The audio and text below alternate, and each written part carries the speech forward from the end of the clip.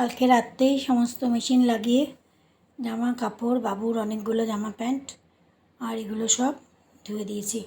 কারণ আজকে রাত্রিবেলা ধুয়ে মানে হঠাৎ করে ওদের প্ল্যান হলো কালকে সকালে ওরা বেরোবে। মানে ওরা প্রত্যেক বছরে যেখানে যায় আর কি, এই গরমের মধ্যে একটা প্রোগ্রাম তো হয়েই যায় ওদের। The next day. ভোর 5টা বাজে, বাবু স্নান টান করে ব্যাগ ট্যাগ গুছিয়ে রেডি। মানে ওর একটা জিন্স শুধু ধোয়ার ছিল, যার জন্য আমাকে রাত্রিবেলা মেশিন লাগাতে হলো। আর সেই জন্য মোটামুটি আরও অনেক কিছু ধুয়ে দিয়েছি। যখন মেশিন লাগিয়েইছি তখন ধুয়েই দিয়েছি সব। এই যে মামুন বাইরে এসে গেছে, মামুন কিষান ওরা বাবু ওরা 3জন আর ওদের 2জন আরও চেনাশোনা, তারা যাচ্ছে। এই 5 জনে মিলে ওরা যাচ্ছে। কিষান বাইরে ওয়েট করছে গাড়ি নিয়ে। মামুন ডাকতে এসেছিলো কিন্তু ভেতরে ঢোকেনি ঝন্টুর জন্য। ঝন্টু যদি ওকে দেখে এখন মানে পাগল হয়ে যাবে। কালকে রাত্রের থেকেই বুঝতে পেরেছে যে ওরা কোথাও যাচ্ছে। ব্যাগ ঠ্যাগ গোছানো টোছানো দেখে বুঝতেই পেরেছে। গুড মর্নিং, সবাই কেমন আছো? আমরা ভালো আছি। ওরা ভোরবেলায় বেরিয়েছে, এই 5টার সময় তো বাবু উঠেই গেছিলো, ওরা 5:30 নাগাদ বেরিয়েছে। তারপর কি করব বসে বসে, যে বাবুও বেরিয়ে গেল ওরাও বেরিয়ে গেছে, তো ওই জন্য আবার একটু শুয়েছিলাম। সে উঠতে উঠতে একটু দেরি হয়ে গেছে, 8:30 বাজে।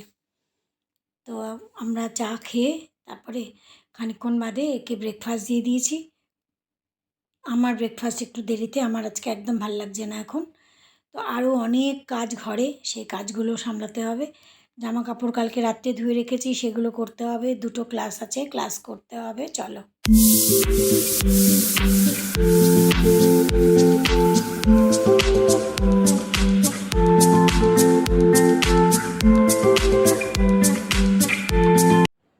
আমাদের 2জনের খাওয়া দাওয়া, কী রান্না করব কী খাবো কিছু বুঝতে পারছি না। একে জিজ্ঞেস করলাম বলে ডাল ভাত করে রাখো।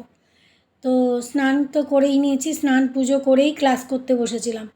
তো একটু মুসুর ডাল বসালাম আর ফ্রিজ খুলে দেখি কয়েকটা ভিন্ডি রয়েছে, খারাপ হয়ে যাবে। তো ভাতের মধ্যে ওই ভিন্ডিগুলো সেদ্ধ দিয়ে দিয়েছি।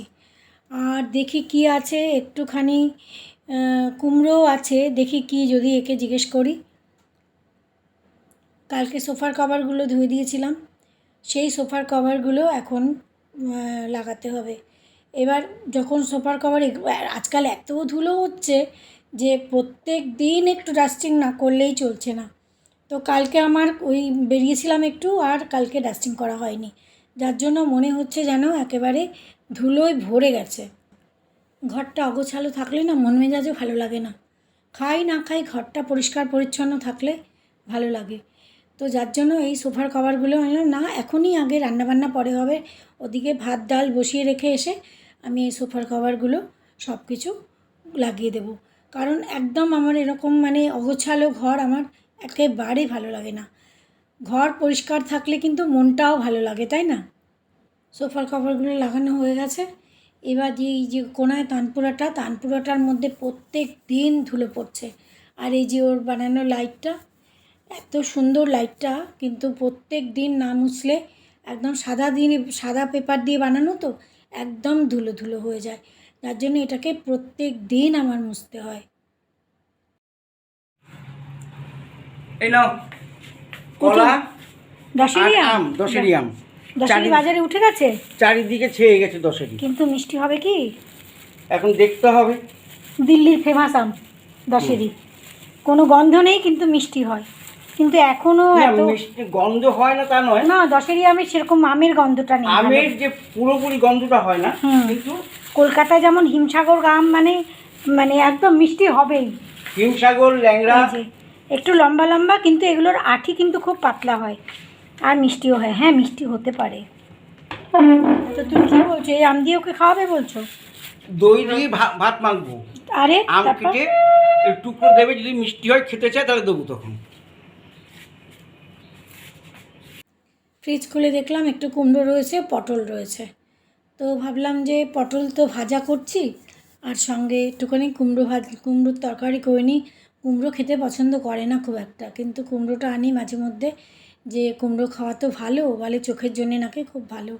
হলুদ রঙের জিনিস যেমন ডিমের কুসুম, কুমড়ো, এগুলো চোখের জন্য নাকি খুব ভালো। তো কুমড়োটা এরকম ডুম ডুম করে কেটে নিচ্ছি। তারপরে কুমড়ো একটা বা দুটো আলু দেবো ছোটো ছোটো, আলু কুমড়োর তরকারি করে নেব একটুখানি। আমি যখনই কোনো সবজি কাটি, এটা আমার মায়ের কাছ থেকে শেখা, তখন বটির নিচে আমি একটা পলিথিন বা একটা প্লাস্টিক একটা কিছু নিচে পেতে নিই। তাহলে কি হয়, এই যে আলুর খোসা, কুমড়োর খোসা, অন্যান্য তরকারি যে কোনো সময় তরকারি কাটা, সেগুলো সব ওই পলিথিনের মধ্যেই পড়বে। আমার আর নিচের থেকে তুলে ডাস্টবিনে ফেলতে হবে না। ওই পলিথিনটা তুলে ফেলে দিলেই পরিষ্কার জায়গা।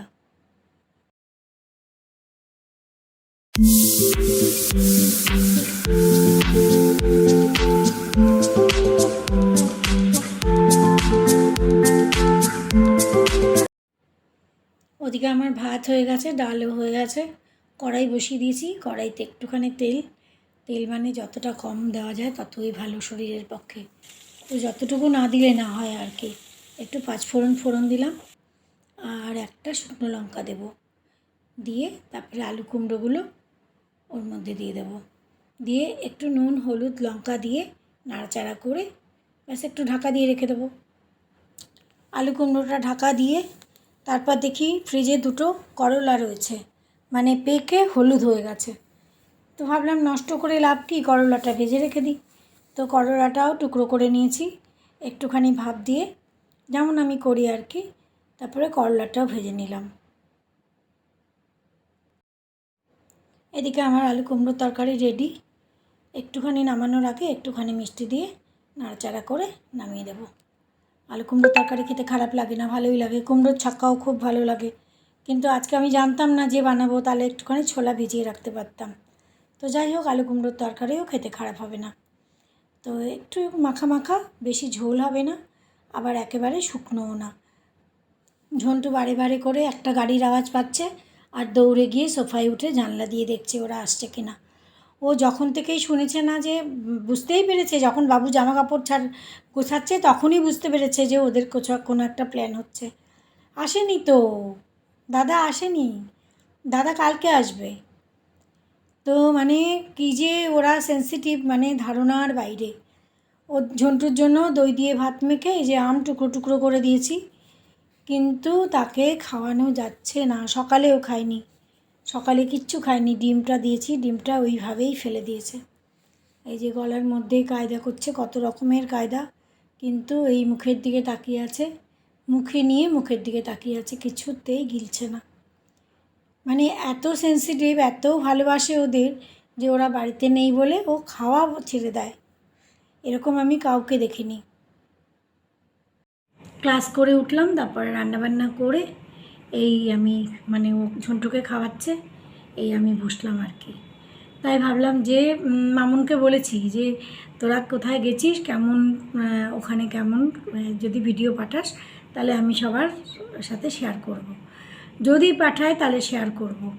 মানে এত সুন্দর জায়গা সত্যি, মানে এখানে কি গরম, আজকে বোধহয় এখানে 45, আর ওখানে কি সুন্দর ওয়েদার, একটুও গরম নেই। রাত্রিবেলা মনে হচ্ছে কিছু গায়ে দিয়ে শুই, মানে সোয়েটার না, কিন্তু একটু ভালো করে গায়ে দিয়ে শুলে ভালো লাগবে, এত সুন্দর ওয়েদার। মানে প্রকৃতির কী লীলা সত্যি।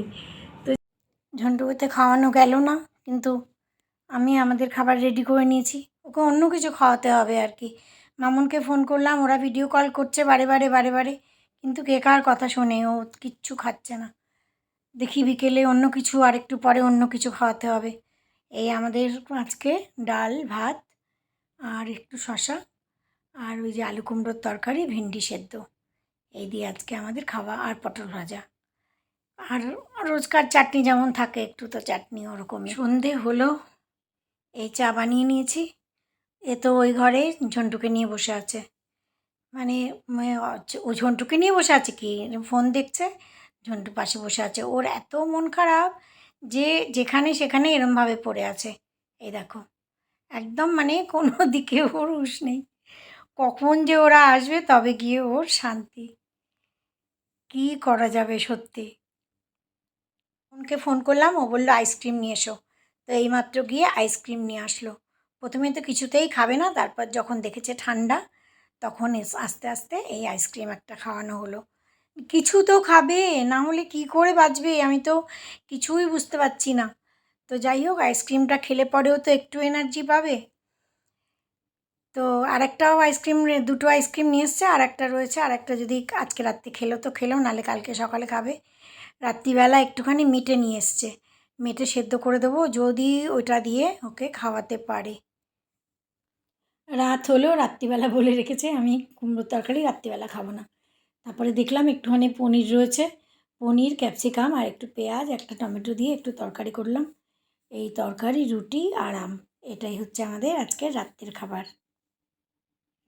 খেয়ে দিয়ে উঠে আমরা একটু আইসক্রিমও খেলাম। বাবু আইসক্রিম এনে রেখে গেছে।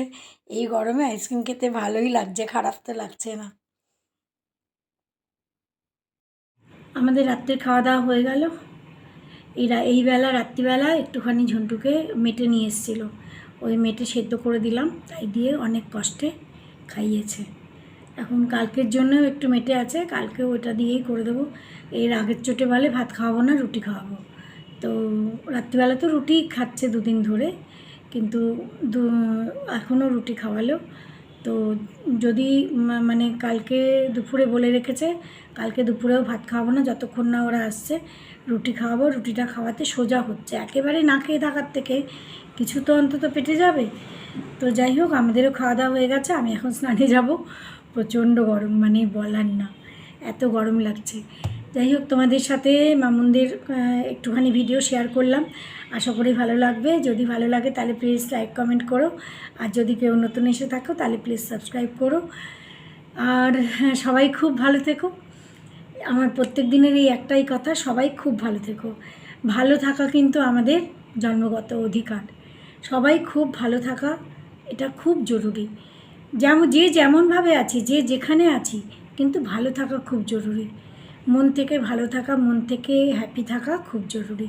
চলো, আজকের ব্লগ এই পর্যন্ত, আবার নেক্সট ব্লগে দেখা হচ্ছে। Good night. কেমন আছো তোমরা সবাই? আমরা এখানে এসেছি ভাট্টাফল। এইটা আমাদের একটা প্রেটেন্ট জায়গা ফর সামার ভ্যাকেশনস। খুবই সুন্দর। এটা just near by Mussoorie, but exactly Mussoorie না। এই জায়গাটা এখন নর্মালি খুব একটা লোকের আসা যাওয়া করে না, তাই জন্য it's a very nice place for relaxing. তো এই জায়গাটা খুবই সুন্দর। নিচে একটা ওয়াটারফল আছে, ওয়াটারফলের ভিডিও আমি একটু পরে দেবো। আর এখানে চারিদিকটা দেখো কি সুন্দর। এটা আমার ব্যালকনি ভিউ। আমরা একটা কটেজে রয়েছি, আর এখানে ক্যাম্পিংয়েরও ব্যবস্থা আছে। আমি তোমাদের জায়গাটা ঘুরিয়ে দেখাচ্ছি। এখানে এরকম ক্যাম্পিংয়ের ব্যবস্থা আছে চারিদিকে পাহাড়ের মাঝখানে। এই যে এরিয়াটা আমাদের, এখানে এইগুলো কটেজ। এই জায়গাগুলোতে ছোট ছোট কটেজ আছে, আমরা কটেজে রয়েছি। আর এই সাইডটা পুরো ক্যাম্প।